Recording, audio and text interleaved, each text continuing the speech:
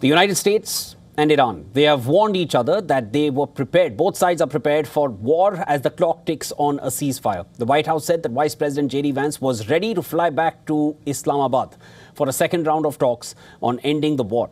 But Iran's government has declined to confirm that it would participate and accused the US of violating the truce through the seizure of a ship in the Strait of Hormuz and its blockade of Iranian ports. Trump says the blockade will remain until a deal is achieved. Iran saying, remove the blockade and only then can we have talks. US President Trump has said that his country will not lift its blockade. And in a post on social media, Trump said he is under no pressure to make that deal, dismissing reports suggesting otherwise. However, he added that an agreement would be reached relatively quickly and that the new deal would be better than the old one. Now, when he talks about the old deal, he is essentially referring to the Joint Comprehensive Plan of Action, the JCPOA.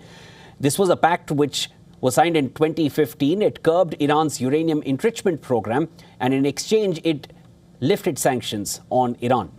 However, the US, during Trump's first term in office back in 2018, withdrew from the JCPOA. Trump told Bloomberg News that it was highly unlikely that he would extend the two-week truce, which is set to expire on Wednesday evening. The US president told the New York Post that he's willing to meet with Iranian leaders himself if a breakthrough is reached. Separately, he told PBS News that if the ceasefire expires, then lots of bombs will start to go off. Iran, however, has cleared that it would not accept negotiations under the shadow of threats. This is a stance Iran has maintained in the negotiations.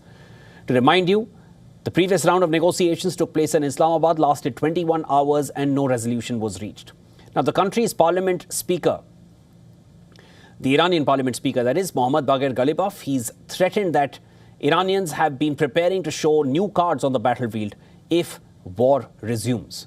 Since the start of the war on the 28th of February, a number of new sticking points have emerged, like the Strait of Hormuz, alongside old challenges which include Iran's nuclear program, particularly its stock of enriched uranium.